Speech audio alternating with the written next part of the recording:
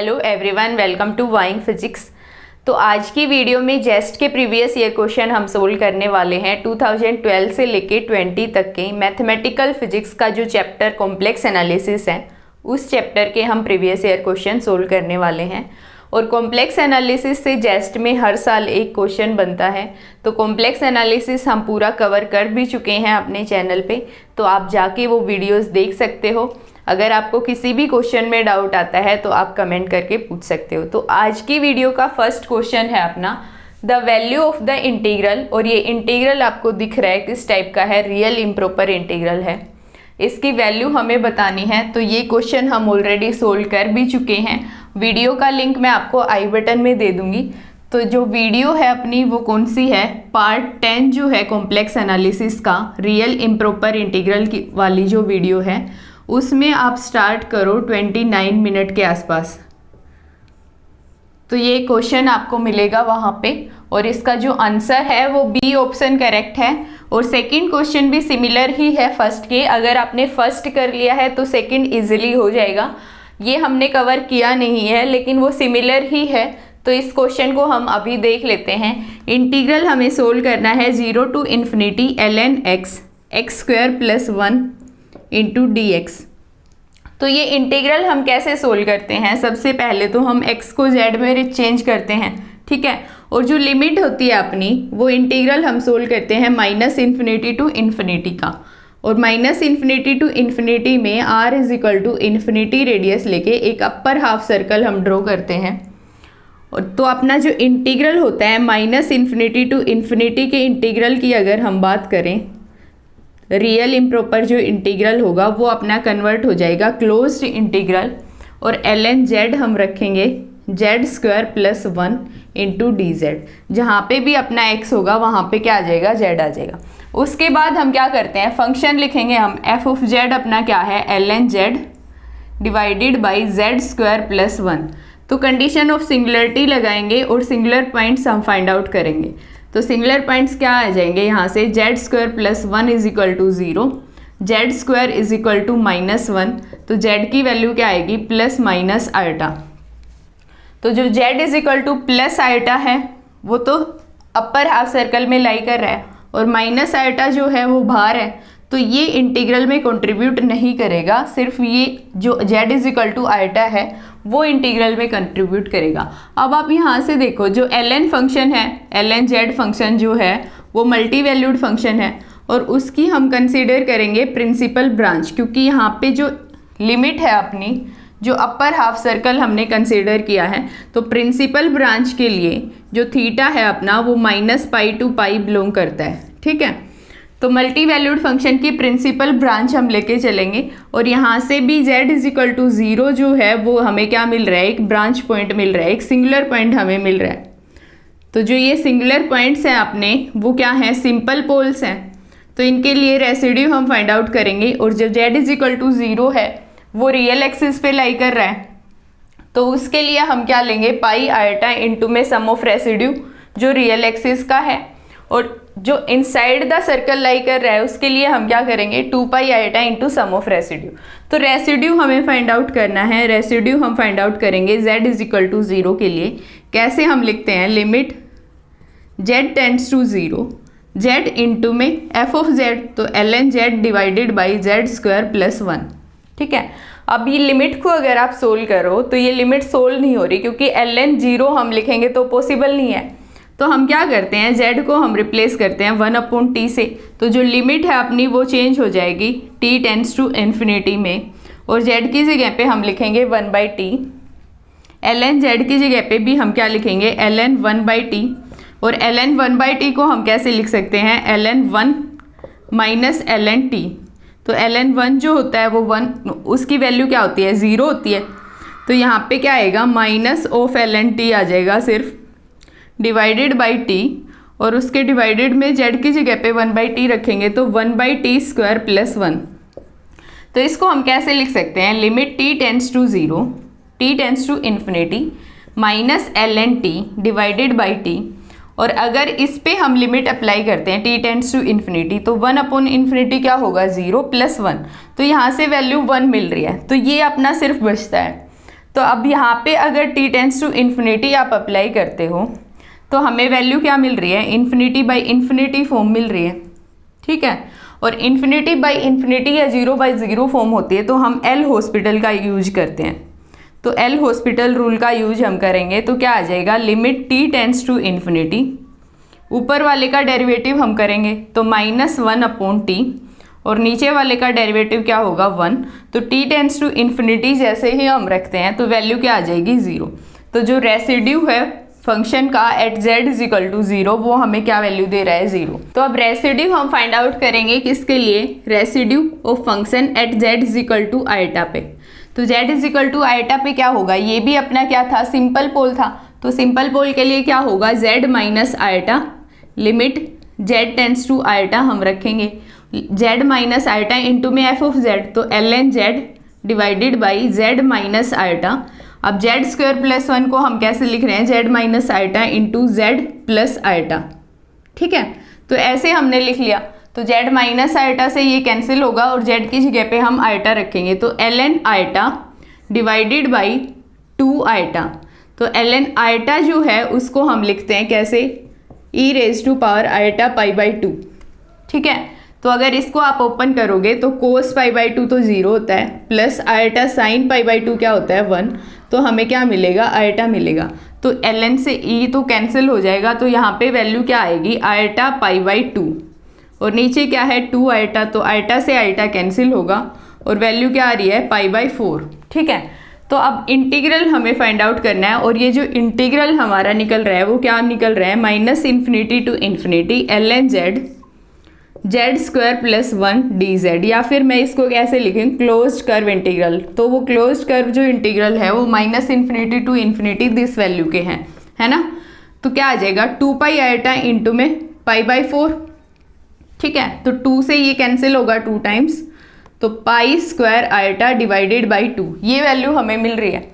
तो हमें इंटीग्रल निकालना है 0 to infinity ln x upon x² + 1। तो इसको हम कैसे लिख सकते हैं, इसको हम लिख सकते हैं -∞ to 0 ln x divided by x² + 1 dx और 0 to infinity ln x divided by x² + 1 into dx। इस टाइप से हम लिख सकते हैं। तो x को हमने z से रिप्लेस कर रखा है, तो x को हम ऐसे लिख देंगे, यहाँ पे जो x है अपना इसको हमने रिप्लेस कर दिया -x से। तो जो लिमिट है -∞ वो चेंज होगी इन्फिनिटी में, तो ये वाली जो टर्म है वो क्या बनेगी, माइनस की जगह पे प्लस आएगा, ∞ टू 0 ln ऑफ -x होगा। तो -1 की जगह पे हम क्या लिख देंगे, -1 की जगह पे हम लिख देंगे e⁻i π, ठीक है, इंटू में x डिवाइडेड बाई वही है, x की जगह पे -x रखेंगे तो x² + 1 ही आएगा, लेकिन यहाँ पे क्या आएगा -dx। तो ये माइनस साइन हम बाहर लेंगे, तो जो लिमिट है अपनी वो किस में चेंज हो जाएगी, 0 टू इन्फिनिटी, ये वैल्यू हमारी बचेगी। तो -∞ से इन्फिनिटी का इंटीग्रल अपना किस में चेंज हो गया, एक तो हमारी ये टर्म है 0 to infinity ln x upon x² + 1 into dx, दूसरी टर्म ये है।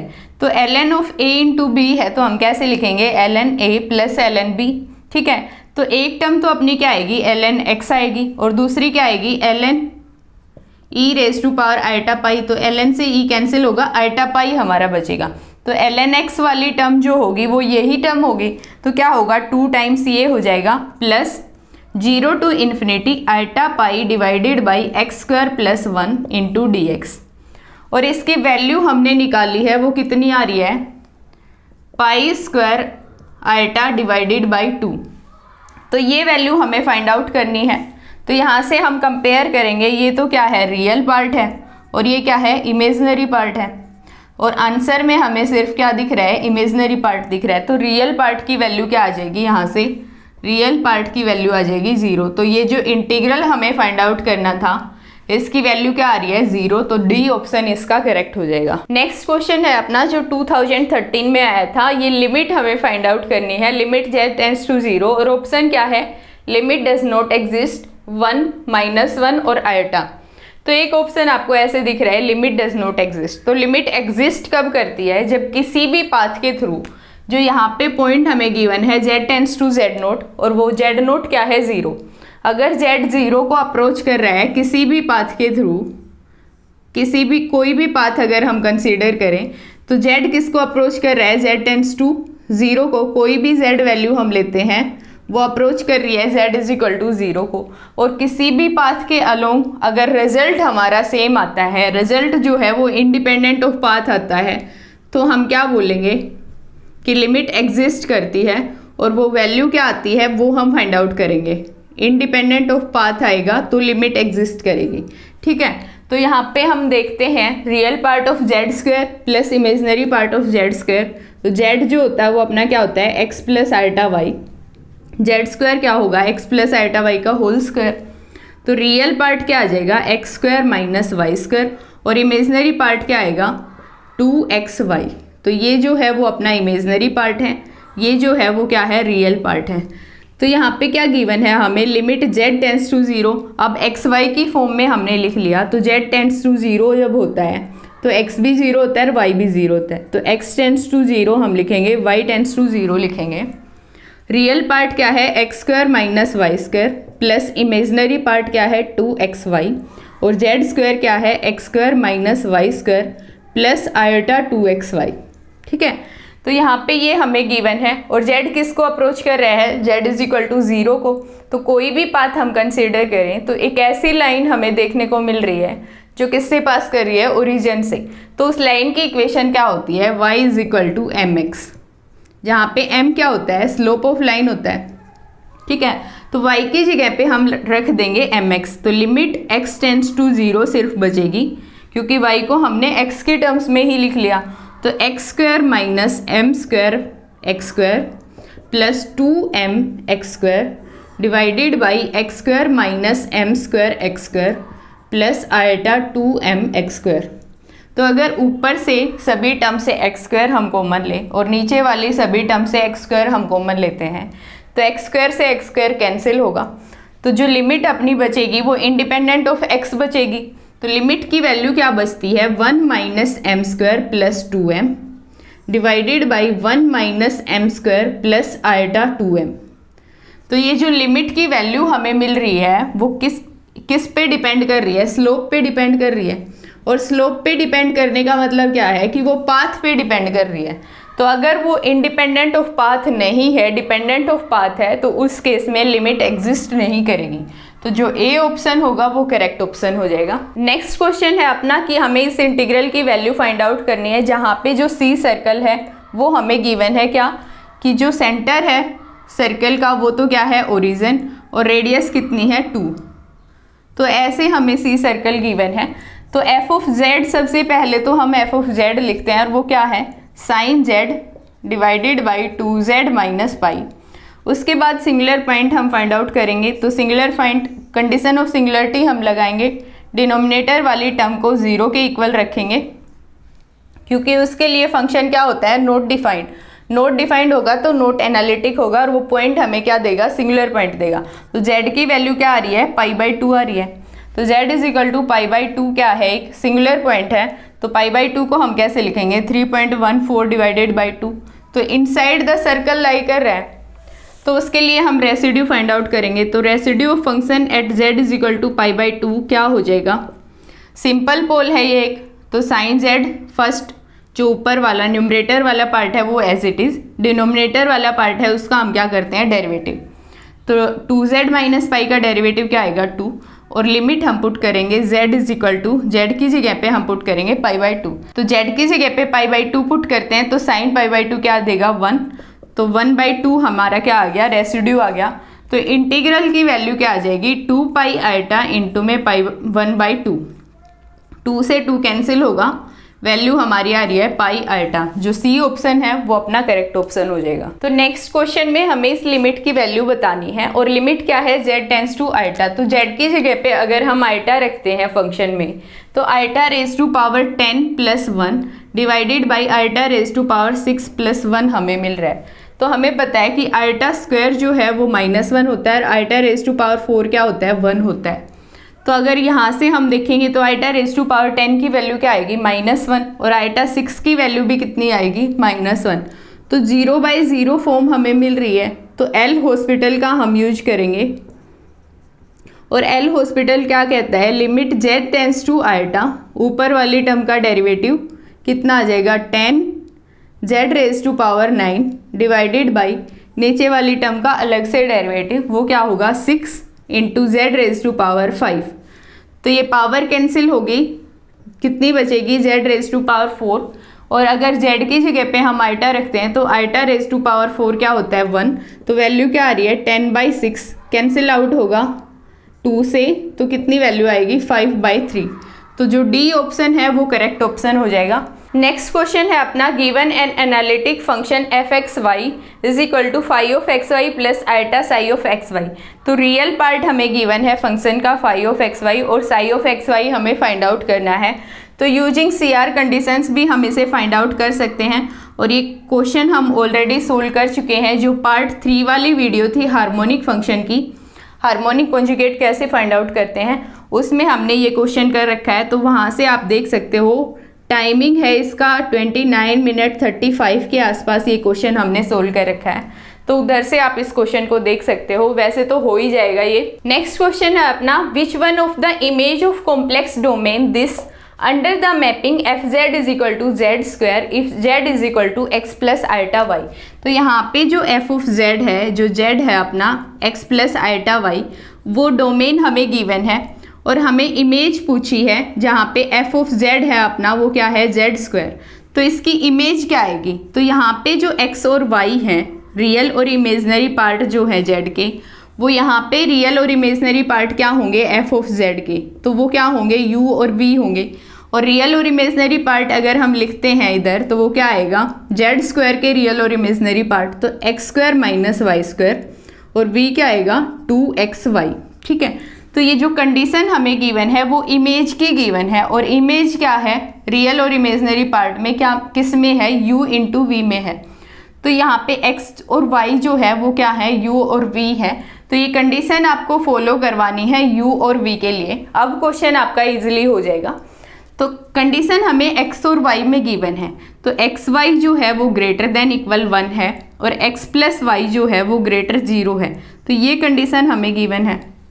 तो हम मान लेते हैं कि x की वैल्यू है वो अपनी 1 है और y की वैल्यू है वो भी क्या है 1 है। तो उस केस में x इंटू वाई क्या हो गया इक्वल टू 1 हो गया, और x प्लस वाई जो है वो भी क्या है ग्रेटर 0 है। ठीक है, तो ये कंडीशन सेटिस्फाई हो रही है। तो इन वैल्यूज के लिए जब x और y की वैल्यू हम 1 लेते हैं, तो उसके लिए रियल और इमेजनरी पार्ट, इमेज में जो आएगी वैल्यू, वो कौन सी कंडीशन को सेटिस्फाई कर रही है वो हमें देखना है। ठीक है, तो यहाँ पे जो x और y है वो यहाँ पे क्या है u इंटू वी है।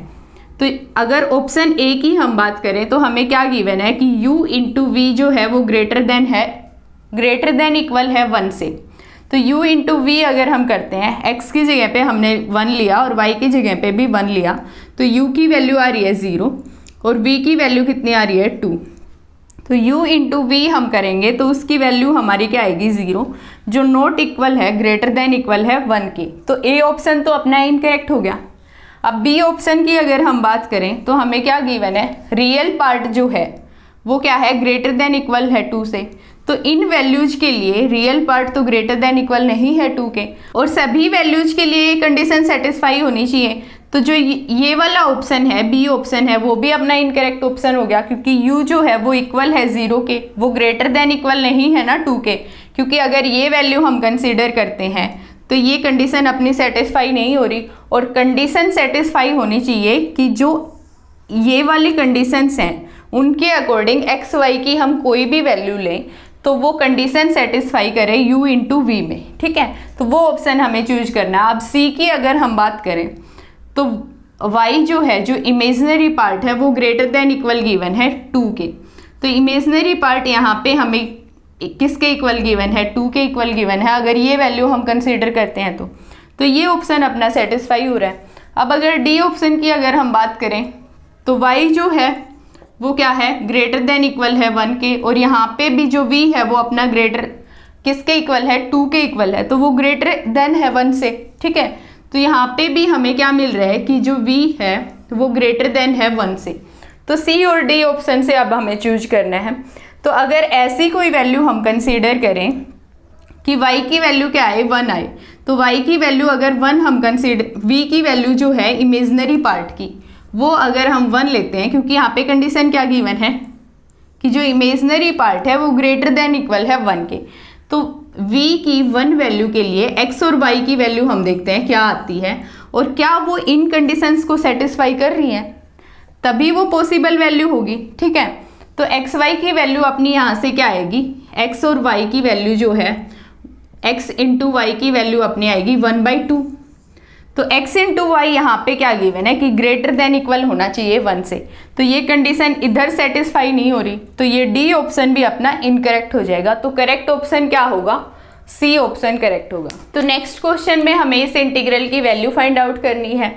तो ये इंटीग्रल सोल्व करने के लिए हमने देखा है कि रियल इम्प्रॉपर इंटीग्रल जो -∞ टू ∞ के रेंज में होते हैं उनको तो हम सोल्व कर सकते हैं। तो इस इंटीग्रल को हम ट्राई करेंगे इसमें चेंज करने का। ठीक है, तो सबसे पहले तो अगर हम x√x-1 को अगर हम z कंसीडर करते हैं, या फिर मैं बोलूँ x-1 को अगर हमने z² मान लिया, तो उस केस में लिमिट अपनी किससे चेंज हो जाएगी, x की वैल्यू क्या है 1, तो 1 रखेंगे तो z की वैल्यू क्या आ रही है यहाँ से 1 - 1, तो z की वैल्यू हमें क्या मिल रही है 0।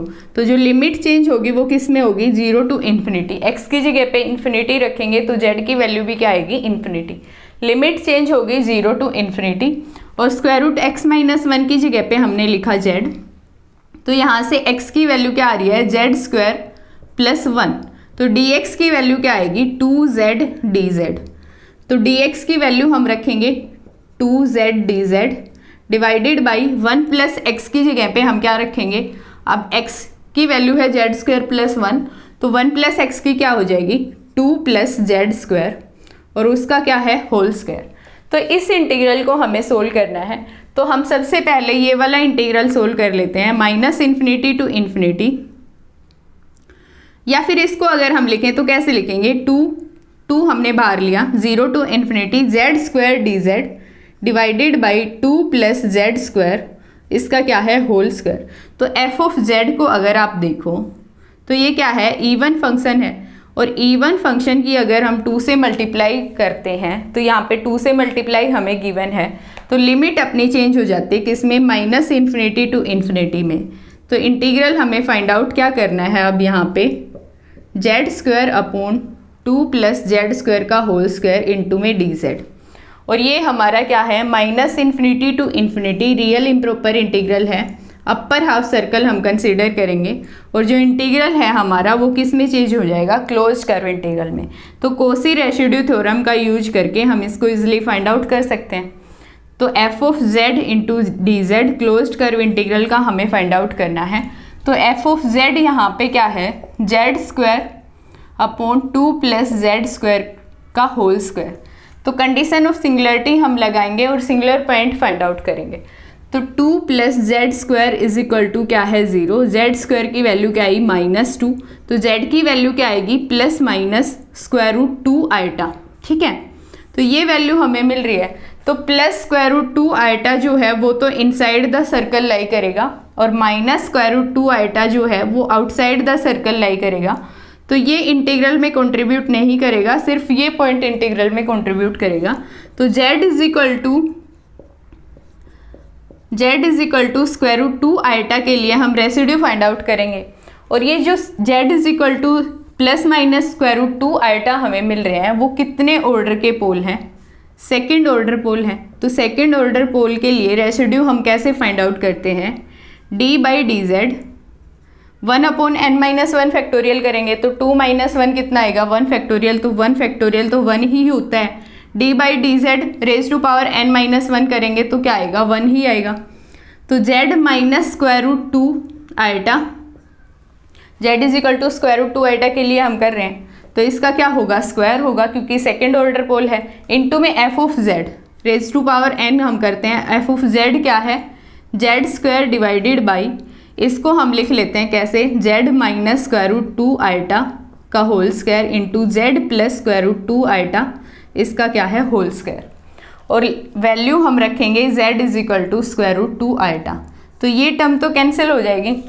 तो डेरिवेटिव अगर हम करते हैं इसका तो क्या वैल्यू आ जाएगी, z plus square root 2 iota raise to power कितना होगा 4, z plus square root 2 iota raise to power जो स्क्वायर वाली टर्म है वो एज इट इज़, और इसका क्या होगा डेरिवेटिव, तो 2z माइनस ये वाली term as it is z square, और इसका क्या होगा डेरिवेटिव, तो 2 into z plus square root 2 iota. ठीक है, तो ये वैल्यू हमें मिल रही है, और z की जगह पे हम क्या रखेंगे स्क्वायर रूट 2 आइटा। तो स्क्वायर रूट 2 आइटा हम रखते हैं, तो 2 स्क्वायर रूट 2 आइटा, इसका क्या है square, into 2 square root 2 iota. ठीक है, माइनस जेड स्क्वायर की जगह पे हम क्या रखेंगे, जेड की जगह पे ये वैल्यू रखेंगे, तो स्क्वायर रूट 2 आइटा इसका क्या होगा स्क्वायर, इंटू में क्या है 2, और यहाँ से भी हमें क्या मिलेगा 2 square root 2 iota, divided by क्या होगा 2 square root 2 iota raise to power क्या होगा 4। तो आइटा रेज टू पावर 4 तो हमें क्या वैल्यू देता है 1। तो आइटा स्क्वायर यहाँ से -1 होगा, और 2 का स्क्वायर 4, 4 इंटू 2 कितना होगा 8, और स्क्वायर रूट 2 का स्क्वायर अगेन 2, तो कितना आ जाएगा 16, तो -16 स्क्वायर रूट 2 आइटा, और यहाँ पे माइनस साइन है, आइटा स्क्वायर माइनस होगा तो कितना आ जाएगा प्लस। अब स्क्वायर रूट 2 का स्क्वायर 2, एक 2 यहाँ पे है और एक 2 यहाँ पे है, तो कितना आ गया 8 square root 2 iota, divided by 2 raise to power 4 16, और square root 2 raise to power 4 कितना होगा 4, आइटा रेज टू पावर 4 क्या होगा 1। तो यहाँ से वैल्यू हमें मिल रही है -8 square root 2 iota divided by 16 into में 4, तो ये कैंसिल होगा 2 टाइम्स, तो minus square root 2 iota divided by क्या हो रहा है 4। तो ये तो हमारा क्या आ गया रेसिड्यू आ गया। तो इंटीग्रल की वैल्यू क्या आ जाएगी, इस इंटीग्रल की वैल्यू, ये जो क्लोज्ड कर्व इंटीग्रल है यहाँ पे रेसिड्यू में क्या आ रहा है square root 2 pi 2 iota divided by 8, 4 into 2 8 है। ठीक है, तो क्या आएगा 2 pi iota into sum of residue, तो minus square root 2 iota divided by 8, तो माइनस साइन है, आइटा स्क्वायर -1 होगा, तो माइनस माइनस क्या हो जाएगा प्लस, और 2 ये कैंसिल होगा 4 टाइम्स, तो pi square root 2 divided by 4, option से आप मैच कर लो। तो अगर स्क्वायर रूट 2 हम कैंसिल करते हैं तो पाई अपॉन 2 स्क्वायर रूट 2, तो जो बी ऑप्शन है वो अपना करेक्ट ऑप्शन हो जाएगा। नेक्स्ट क्वेश्चन में हमें इस इंटीग्रल की वैल्यू फाइंड आउट करनी है, और ये इंटीग्रल जो है वो रियल इम्प्रॉपर इंटीग्रल है। उसको हम कैसे सोल्व करते हैं, सबसे पहले तो हम न्यूमरेटर को देखते हैं। न्यूमरेटर में अगर कोस या साइन टर्म प्रेजेंट है तो हम उसको कैसे लिखते हैं, रियल या इमेजिनरी पार्ट की टर्म्स में। तो हम क्या करते हैं, -∞ टू इन्फिनिटी की लिमिट हमें क्योंकि गिवन है, एक अपर हाफ सर्कल हम ड्रॉ करेंगे r = इन्फिनिटी रेडियस का। उस केस में ये जो इंटीग्रल है अपना वो किस में कन्वर्ट हो जाएगा, क्लोज्ड कर्व इंटीग्रल में। ठीक है, तो हम इसको कैसे लिखेंगे, closed curve integral cos of z divided by z² plus 1 into में dz। वो कोस z अगर टर्म प्रेजेंट है तो हम कैसे लिखते हैं, रियल पार्ट ऑफ e⁻∗z। तो ये इंटीग्रल हमें सोल्व करना है, तो इसको हम कैसे सोल्व करेंगे, सबसे पहले तो f ऑफ z लिखेंगे, और वो क्या है e⁻∗z divided by z² plus 1। उसके बाद सिंगुलर पॉइंट हम फाइंड आउट करते हैं कंडीशन ऑफ सिंगुलरिटी लगा के। तो z² प्लस 1 = 0, z² = -1। तो जो z की वैल्यू आ रही है, सिंगुलर पॉइंट जो हमारे आ रहे हैं वो क्या आ रहे हैं, प्लस माइनस आइटा। ठीक है, तो जो वैल्यू हमारी आएगी z प्लस आइटा है वो तो अपर हाफ सर्कल में लाई करेगा, जो इंटीग्रल में कंट्रीब्यूट करेगा, और z माइनस आइटा है वो इंटीग्रल में कंट्रीब्यूट नहीं करेगा। तो रेसिड्यू हम फाइंड आउट करेंगे z आइटा के लिए, तो हम कैसे लिखेंगे, सिंपल पोल क्योंकि है तो हम ऐसे लिख सकते हैं, जो न्यूमरेटर पार्ट है वो एज इट इज़, और डिनोमिनेटर वाले का हम क्या करते हैं डेरिवेटिव। तो कितना आ जाएगा 2z, और वैल्यू हम रख देंगे z आइटा। तो यहाँ पे z आइटा रखेंगे e⁻∗² -1, तो e⁻⁻1 होगा डिवाइडेड बाई 2 आइटा। ठीक है, तो इंटीग्रल की वैल्यू क्या आ जाएगी, यहाँ से इंटीग्रल की वैल्यू हमारी आ जाएगी, और जो ये इंटीग्रल होगा इसमें रियल पार्ट नहीं होगा, जो इंटीग्रल हम निकाल रहे हैं वो सिर्फ ये इंटीग्रल हम निकाल रहे हैं। तो इस इंटीग्रल की वैल्यू क्या आ जाएगी, 2 pi iota into sum of residue. तो सम ऑफ रेसिड्यू क्या है, 2 आइटा इंटू में e। ठीक है, तो 2 आइटा कैंसिल होगा 2 आइटा से, तो इंटीग्रल की वैल्यू हमारी आ रही है पाई बाई ई। तो हमें फाइंड आउट करना है इस इंटीग्रल का रियल पार्ट। तो रियल पार्ट क्या आ जाएगा इस इंटीग्रल का, ये रियल पार्ट ही है, तो वैल्यू क्या आएगी पाई बाई ई। तो जो ए ऑप्शन होगा वो करेक्ट ऑप्शन हो जाएगा। नेक्स्ट क्वेश्चन है अपना, consider the function f x y is equal to mod of x minus iota mod of y in which domain of the complex plane is this function analytic. हमें ये बताना है कि complex plane जो है अपना उसकी कौन सी डोमेन के लिए ये फंक्शन एनालिटिक होगा। तो इस फंक्शन की अगर हम बात करें, मोड फंक्शन जो है, मोड ऑफ एक्स हमें गिवन है, मतलब एक्स की जो वैल्यूज हैं वो प्लस माइनस हम कौन सी भी कंसिडर कर सकते हैं। मोड ऑफ वाई हमें गिवन है, मतलब वाई की वैल्यू भी हम प्लस माइनस कंसिडर कर सकते हैं। तो जो एफ ऑफ एक्स वाई है वो अपना, अगर हम उसको जेड या जेड की पॉजिटिव इंटीजर पावर में लिख पाते हैं तो वो क्या हो जाएगा, एफ ऑफ जेड जो है वो क्या हो जाएगा, एनालिटिक फंक्शन हो जाएगा। तो जेड के टर्म्स में हम इसको कैसे लिखेंगे, एक्स प्लस आइटा वाई हम लिखें, या फिर हम कैसे लिखें minus of x plus iota y. ठीक है, तो उस केस में एक्स अपना पॉजिटिव होना चाहिए, तो यहाँ पे साइन माइनस है तो वाई क्या होना चाहिए, नेगेटिव। एक्स अगर पॉजिटिव होता है तो वाई क्या होना चाहिए, नेगेटिव होना चाहिए। और अगर एक्स नेगेटिव होता है तो वाई क्या होना चाहिए, पॉजिटिव होना चाहिए, क्योंकि माइनस साइन यहाँ पे ऑलरेडी है। ठीक है, तो ये क्वाड्रेंट अपने आ जाएंगे, एक्स पॉजिटिव है, एक्स पॉजिटिव इधर है और y क्या है, नेगेटिव, तो y नेगेटिव यहाँ पे है, तो ये कौन सा क्वाड्रेंट है, फोर्थ है। ठीक है, और x नेगेटिव यहाँ पे है, y पॉजिटिव यहाँ पे है, तो ये कौन सा क्वाड्रेंट है, सेकंड। तो सेकंड एंड फोर्थ क्वाड्रेंट, तो सी ऑप्शन इसका करेक्ट हो जाएगा। नेक्स्ट क्वेश्चन है अपना, let r be the position vector of a point on a closed contour C, what is the value of the line integral closed curve r dot d r. r जो है वो अपना क्या है, position vector है, और position vector को हम कैसे लिखते हैं, एक्स आई कैप प्लस वाई जे कैप प्लस जेड के कैप। तो ये जो क्वेश्चन है अपना वो वेक्टर अलजेब्रा से है, लेकिन यहाँ पे क्लोज्ड इंटीग्रल पूछा है, तो closed curve integral R dot d are को हम कैसे लिखेंगे, स्टोक्स थ्योरम का हम यूज करेंगे, del cross r open surface integral dot d s. ठीक है, तो यहाँ पे डेल क्रॉस आर अगर हम फाइंड आउट करते हैं आर वेक्टर के लिए तो वो क्या आता है, 0। तो इस इंटीग्रल की वैल्यू क्या होगी, 0। तो जो ए ऑप्शन है वो करेक्ट ऑप्शन हो जाएगा। तो नेक्स्ट क्वेश्चन है, what is the value of the following contour integral I taken counter clockwise. Counter clockwise मतलब anti clockwise around the circle. Circle हमें गिवन है, क्या गिवन है, जिसका ओरिजिन है, जो सेंटर है वो तो ओरिजिन है, और रेडियस कितनी है, 2। ठीक है, तो ये कंटूर हमें गिवन है और इस इंटीग्रल की वैल्यू हमें फाइंड आउट करनी है। तो यहाँ पे एफ ऑफ जेड हम लिखेंगे, तो कैसे लिखेंगे, 1/z³ इंटू जेड प्लस 4। तो कंडीशन ऑफ सिंगुलरिटी लगा के सिंगुलर पॉइंट हम फाइंड आउट करते हैं, तो क्या आता है, z इज इक्वल टू 0 जो है वो थर्ड ऑर्डर पोल आता है,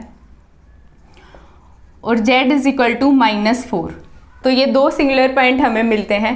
तो z इज इक्वल टू 0 है वो तो इनसाइड द कर्व लाई कर रहा है, और z इज इक्वल टू -4 है वो आउटसाइड द कर्व लाई कर रहा है, तो ये इंटीग्रल में कंट्रीब्यूट नहीं करेगा। रेसिड्यू हम फाइंड आउट करेंगे z इज इक्वल टू 0 के लिए, और ये थर्ड ऑर्डर पोल है तो हम कैसे लिखते हैं, 1/n-1 फैक्टोरियल, तो 1/2 factorial d² into z³ into F of Z, और एफ ऑफ जेड हमारा क्या है, 1/z³ z प्लस 4। तो z³ से z³ कैंसिल होगा, और जो रिजल्ट हमारा आएगा वहाँ पे हम क्या रखेंगे, z इज इक्वल टू 0। ठीक है, तो यहाँ से वैल्यू क्या आती है, 1/2।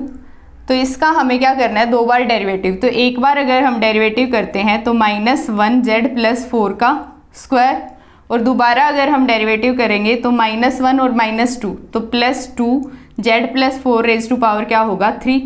और वैल्यू हमने क्या रखनी है, z इज इक्वल टू 0। तो z की जगह पे 0 रखेंगे, 2 से 2 तो कैंसिल हुआ, तो 1/4 रेज़ टू पावर 3 या 1/64। ठीक है, तो इंटीग्रल की वैल्यू क्या आ जाएगी, 2πi into sum of residue, तो 1/64। तो 2 से ये कैंसिल हुआ 32 टाइम्स, तो पाई आइटा डिवाइडेड बाई 32। तो जो बी ऑप्शन है वो अपना करेक्ट ऑप्शन हो जाएगा। तो कॉम्प्लेक्स एनालिसिस से जेस्ट के जितने भी प्रीवियस ईयर क्वेश्चन अभी तक पूछे गए थे वो सारे हमने कवर कर लिए हैं।